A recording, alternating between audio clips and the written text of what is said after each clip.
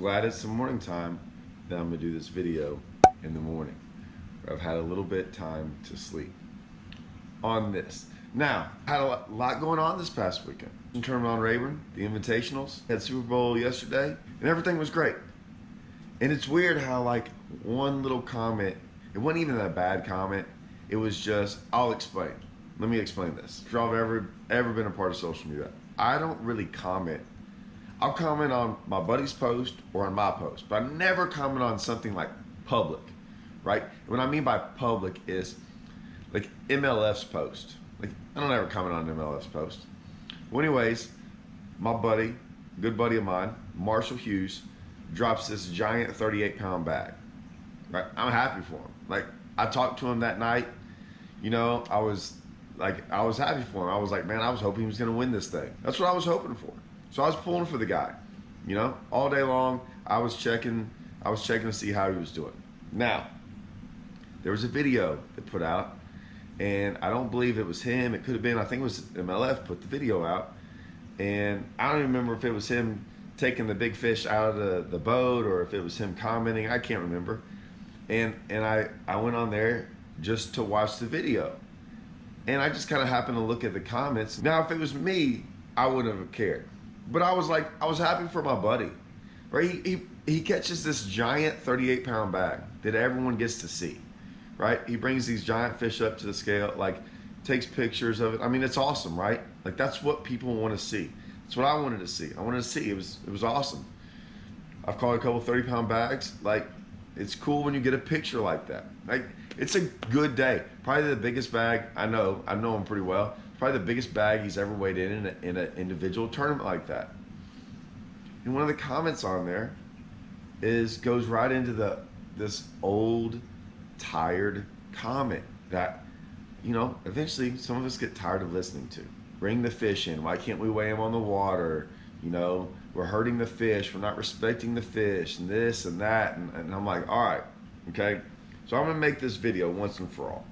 I'm gonna bring up a couple points, right? But I'm gonna go right off the bat to one point. Why can't we just weigh every fish and release it? I want to hear a reason why we can't do this. I'll give you a great reason. I'll give you a bunch of reasons. But here's reason number one. They do this in the BPT. That's great. They have 80 anglers to do it in the BPT. So they do it there. And they do it there mainly because, I don't want to even get into all that, but you know, at one point in time, it was for the same reason, to appease some of y'all, some of you guys that want this. Whatever. They appeased them. There's 80 guys. There wasn't 80 guys in this. There was 150. There's 150 guys. That means we need 150 people to go out on the water with these other guys and weigh these fish. We need that 2 days in a row, okay? And then we need however many, well, they have 30 on Sunday. So we need to find 150 people to go do this. Now, it'd be great if people volunteered. It'd be great if people volunteered, but chances are they don't. They're not going to. They're not going to sit out there in the rain and lightning and all that stuff and weigh these fish for these people. I always love what's going on in the country. It's great. Things are always happening in the country. And what I always see is people have always these great ideas and these great things that we need to do this, we need to do that. Until someone asks that person to do it. When someone asks that person to do it, like, well, I can't do that. I don't have the time. I'm busy. We need to give this money to these people, or give money here, give money there. Well, let's start with you. Why don't you give money there? Well, I don't have the money. Someone else needs to do it. See, it's always pushed on someone else. Someone else needs to go do that. I'll start listing if all these people that keep on coming up with these suggestions actually volunteer their time and effort to go do this for free. They need to go do it for free if they care so much. They need to be the first one in line to be like, I'll do it. I'll sit in the boat for free and do this. Because if not, you're asking someone else to do it, right? Look, I don't blame them. I don't blame them for not wanting to go do it. I don't blame them that it's hard to find 150 guys to go do this and then pay them. Guess who's going to get stuck with that bill? us, the fishermen. Okay? That's point number one.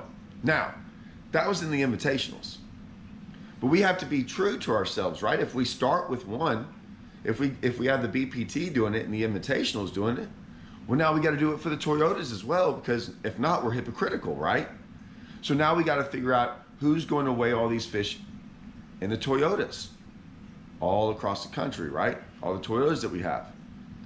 We have co-anglers in the Toyotas too. So now we need a third person in the boat, right? We need a third person who's going to do this to weigh the boaters and the co-anglers side, right? Or are we going to have co-anglers now weighing boaters' fish and boaters weighing co-anglers' fish and doing that throughout the day, right? So where does it stop? Oh, wait a minute. We still got BFLs. We got BFLs. We got way more BFLs than we have Toyotas. And we got co-anglers in the BFLs. So now we're going to have 3 people on the boat and all the BFLs to do all this. Do you see where I'm going with this? It sounds good. I get it. If we had this magic way that it was perfect, a perfect scenario, yeah, we could do it. But we don't. Not yet. What I hear is the same old tired response. I don't hear any suggestions. I just hear complaints about it. Now, I complain about some things. I do. I complain about some money things, and I also give a ton of solutions. And usually I rarely complain about things like this. Almost never. Almost like never. I complain about situations and how people handle things and stuff like that. But I think the system itself is okay. I'm fine with the system. I'm fine with most tournaments and how they're run and how they're done things. Like, I'm fine with that part of it. On the fishing side, I don't believe sometimes in some of the managerial side of it and how they go about it and the behind the scenes stuff. No. I don't agree with a lot of that. But as the tournaments held in general, I rarely have a problem with any of it. Ask any tournament director. I've almost never complained to a tournament director about anything they do about stuff like that. So once again, it's a bunch of complaining with no solutions, no thoughts on how to solve it. It's just, we need to do it with no real answers. I'm going to bring up this. I'm going to bring this guy on my podcast because he's going to be great. I can't wait to bring him on. I don't want to quote what he's told me before because I'll mess it up, but he's going to be great. I'm going to have him on. What I'll say about it is this. Rayburn. Now you can say that everyone's going to make excuses about Rayburn, about how good Rayburn is, right? They're going to make excuses about how good it is, not how bad it is, how good it is. We have tournaments year round out here, year round. This invitational was probably like the 7th or 8th tournament of the year, and we just got into February. That's how many tournaments we've had. Now we had some in December, and we had them all last year. I mean, they never stop. They go on constantly. Do you see how many fish these people were catching out there? Do you see how many fish were being brought into the weigh-ins? This happens every weekend, constantly. Hundreds and hundreds and hundreds of fish. Not just team events, individual events, high school events. Guys, we have high school events with 500 teams out here, or 300 or 5. It's ridiculous. All bringing in fish to the weigh-in. And yet Rayburn keeps on producing. You think some of these big fish have never been caught before? Think none of them have ever been brought to a weigh-in before? They seem to be doing fine. See, here's the thing though. I'm a tournament fisherman. I don't keep bass. I've never kept bass. I don't do it. I was taught that at a very young age. Bass was the one thing we never kept. My dad had never even fished a bass tournament before, and he was like, hey man, we throw those back. Okay, I got it. I understood it. There weren't as many of them as every other fish. Tournament fishermen might have more respect for bass than anyone. Some of it's our job. We rely on it for entertainment, for fun, for money, for all kinds of stuff. We do everything in our power to help bass out. We don't keep them. We catch them. We spread the word to catch and release. We do all these different things. We do all these things to protect them in our live wells. Some die. You're right. Some don't make it.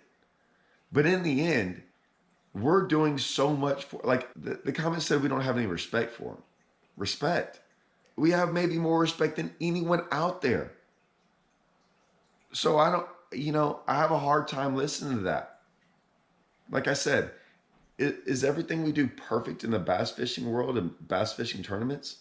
No, but man, we're pretty darn close. There's a lot of comments that people just go throw out there. Oh, all these fishing tournaments die and this happens. That. All I'm saying is this. I look at it common sense style. I haven't seen Rayburn hurt at all from all these tournaments. Not at all. I've seen at Toledo Bend where they have a program over there. Anytime you catch a 10-pounder and you go turn it in, they'll tag it and give you a free replica, and then they release the fish. Now, I've been lucky to catch me a couple of these. But the first one I ever caught was a 1260. It was tagged. There was a tag right behind the fin. I didn't know it at the time. I didn't know what that tag was for, but I was going to go turn that fish in. So I put it in my boat, put it in the live well, right? Fished for a while, did some things, eventually drove to the boat ramp, got in my truck, and drove to the place to go have it certified. Did all that.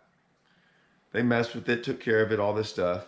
They took that tag out. That tag was because that was a fish that had been tagged the year before when it was a 10-6. Okay? So it was a 10-6 the year before, actually caught by a buddy of mine, Stephen Johnston, on Toledo Bend. He caught it 20 miles south of where they released it. But he caught it there, and then they released it there. A year later, almost to the day, I catch it. It had grown 2 pounds. It was a 1260. That fish got in a live well, was taken up there. They did their thing, whatever. It wasn't just released back again. And in 1 year, it grew 2 pounds to a 1260, and then I caught it. I took it up there, they did their thing, and it released it. Pretty sure that fish was okay. They have caught quite a few tagged fish before. A fish that was tagged over 10 pounds and someone else caught it again. And it went through the same process. I'm not saying it's a perfect process, but I think all of us had respect for those fish, and they made it. Just like most of these fish are going to make it and going to get released. And they're going to get caught again here in the next couple months in tournaments, I promise you, and probably get drugged back up there. And they're going to get released and probably make it again. What I'm saying is I understand you think you're doing something good, but man, you're probably preaching to the wrong choir. You're preaching to the guys that have a lot of respect for these fish. We all do. I mean, I'm just telling you. I know some guys might here get upset because y'all aren't tournament fishermen. And when I make this claim, but yeah, man, we have a lot of respect for our fish. We're tournament fishermen. It's what we do. It's what we've always done. I think we go out there as tournament fishermen and show that.